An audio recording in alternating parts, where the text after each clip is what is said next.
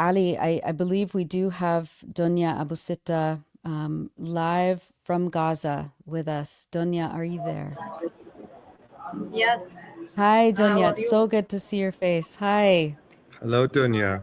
I just want to remind people that, Donya, you are a writer, you are a poet, and you're also an elementary school teacher.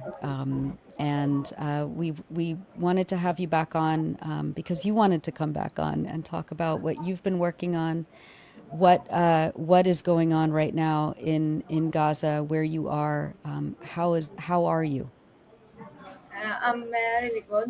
I wanted to tell you that I'm gonna the workspace to make live stream. Now I'm in the phone live workspace in the middle of Khan Yunis, which take 50 minutes to return to home.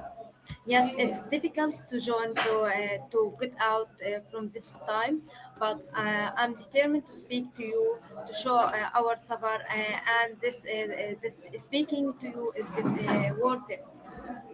Yeah, As Thank you Karim, so so much. much.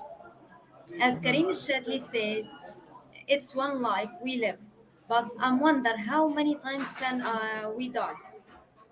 Life is a fragile thing, but what happens when death keep knocking at the door time after time? In Gaza, we die thousands times, not just once. You can die from hunger. Do you remember Yazan al-Kafarna? His eyes full of dreams, not just only Yazan who died because of hunger. There are more than 40 people die because of hunger as the United Nations posted. And also you can die because of cold. Can you imagine that your body is freezing and you cannot have blanket or warmth or anything, just cold? And the blood in your feet and hands is freezing. It's not just a cold from the weather only, but watching your loved ones are freezing instead in front of you and you helpless while all the world is still silent. There are more than seven kids were died because of the cold. Aisha, Sila, Ali, Jum'a, Ahmed, and so on. Now I wanna ask Tamara if she can share the first poem, which title only 20 days on. Dunya, do you want to read this or do you want me to read it? If you can, you can read it. I will try. It's always best when the author of the poem reads her work, but I am honored to read this for you. Um, Only 20 days. My beautiful little one with the scent of musk, wondering, what is your fault? You spent just 20 days of your life. I watched you fade away, slowly, piece by piece. But I have died 1,000 deaths for you. I couldn't shield you from the bitter cold, nor protect you from its silent attack, nor prevent that damned thief from sneaking into the tent, penetrating your bones. I have come to hate the sea, the tent, the winter, and even the gentle breeze. 20 days, they were the most beautiful days of my life, but they became my whole life. You welcomed life with cheerful face, a heart full of hope, but life cruelly failed you. Only 20 days. Beautiful, Yeah, Dunya. yes, you can also die because and while you are still alive. I cannot bear that situations in my imaginations. What about people who live that moments? Imagine your body is under the rubble of your house, hearing people shouting outside. Is there anyone still alive? You wanted to reply, but your voice is trapped inside you. You wonder how many hours can I still alive under the rubble? Two, three, or maybe six. But what will happen next? Are that the race that you must win? What about your family members? Is this in these situations there just only one winner, you or maybe your family, but you don't make the decision. Your side and the available civil defense equipments make. Mahmoud Basal, the speaker man for civil defense, said, Due to the lack of equipment, civil defense forces and volunteers are using their hands to help people under the rubble. They rely on daylight to carry out their work, but the occupation has increasingly targeted homes at the night, forcing them using mobile phone flashlights to help people and help survival. Sadly, sometimes they were killed and targeted. There are more than 79 people were killed in their stuff. The United Nations state in their report in May 2024, the number of missing people has over than 10,000. Let me tell you about the Qut family. In Al Nusayran camp, the house was bombed, and the family remained under the rubble for hours. Lara, 6 years old, and Yara, 16 years old. They still under the rubble for 8 hours. After that,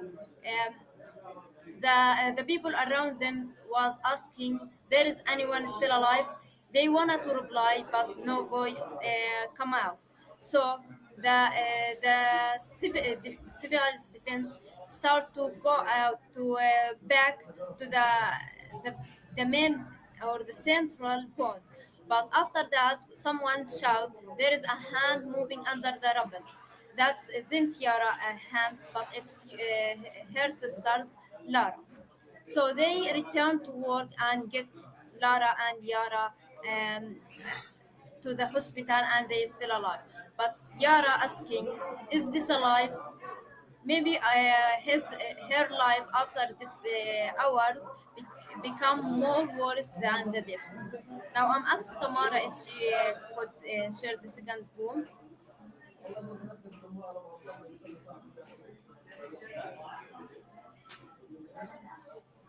And this one is called Will I Survive? Yes, Yara, you will survive. But what is a survival? After the rubble of your house pressed on your chest for hours, after you inhaled air filled with dust, you waited. Hours felt like days. Questions swirled in your mind, unanswered. Tears and blood stained your fragile body, turning you red as dusk. You collapsed, then returned to life, to the sound of, "Are there anyone alive?" Next to you, Lara, just 6 years old, moaning in pain.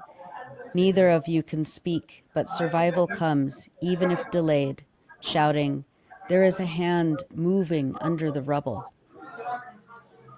This is a poem I wrote it for Yara because to answer the questions that she was wondering about the answer when she was under the also, the lack of equipment for civil defense make the main major problem when they can get people because all or most the cars of the civil defense was damaged and for example, there is actions that happen in Deir al Balah.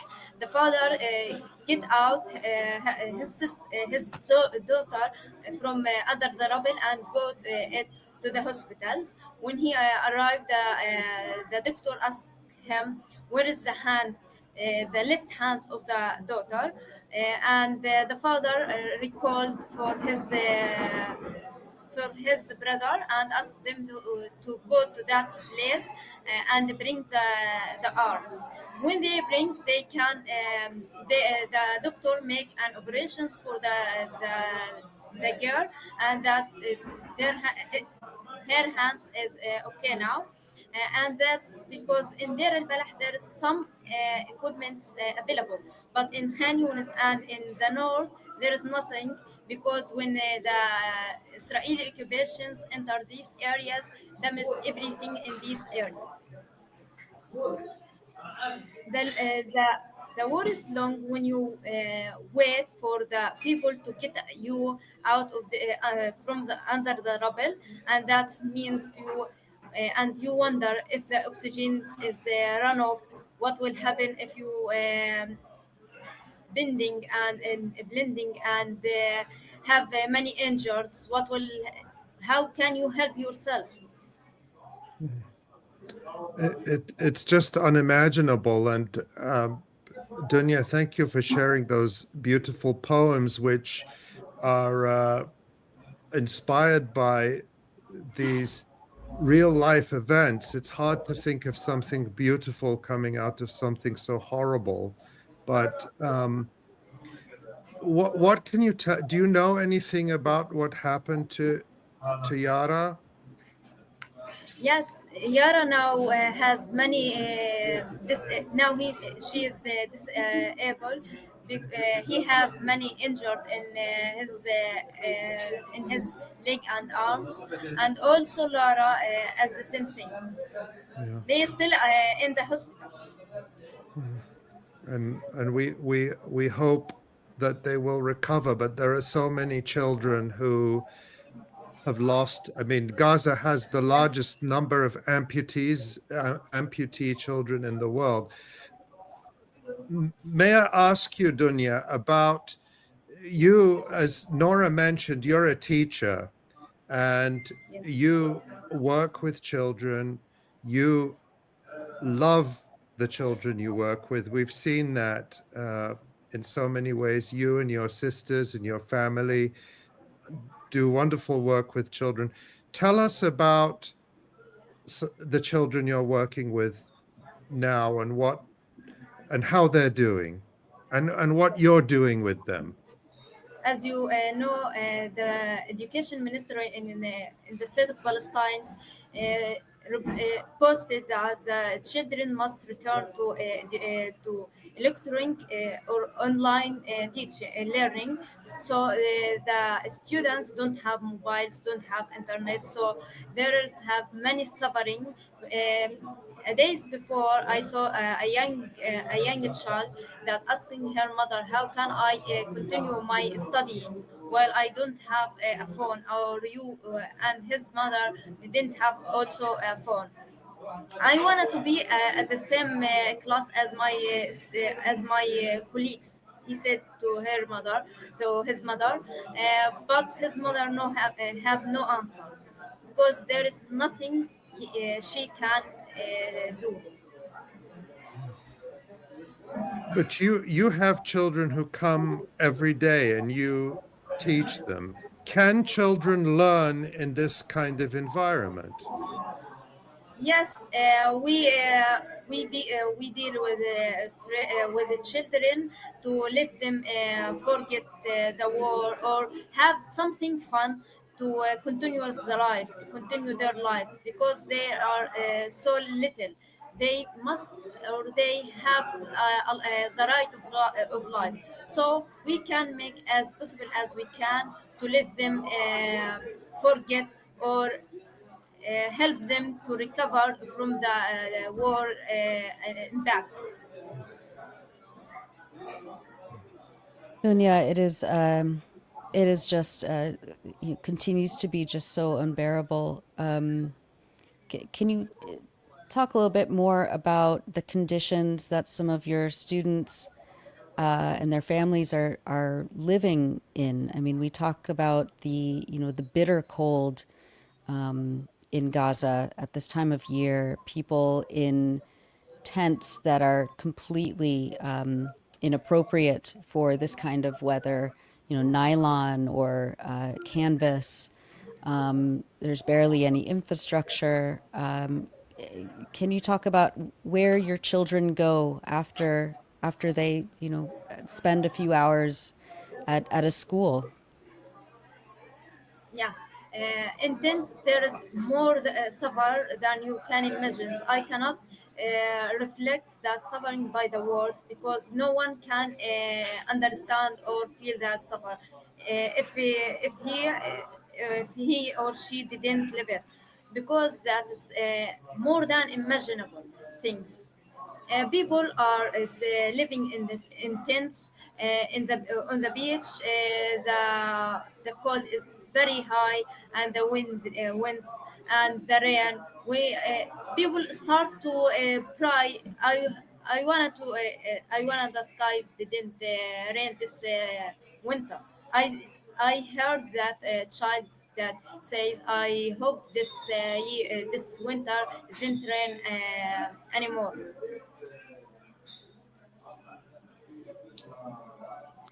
Well, Dunya, finally, what are you like? How are you spending your days? What are the stories that are coming to you and that you're writing about?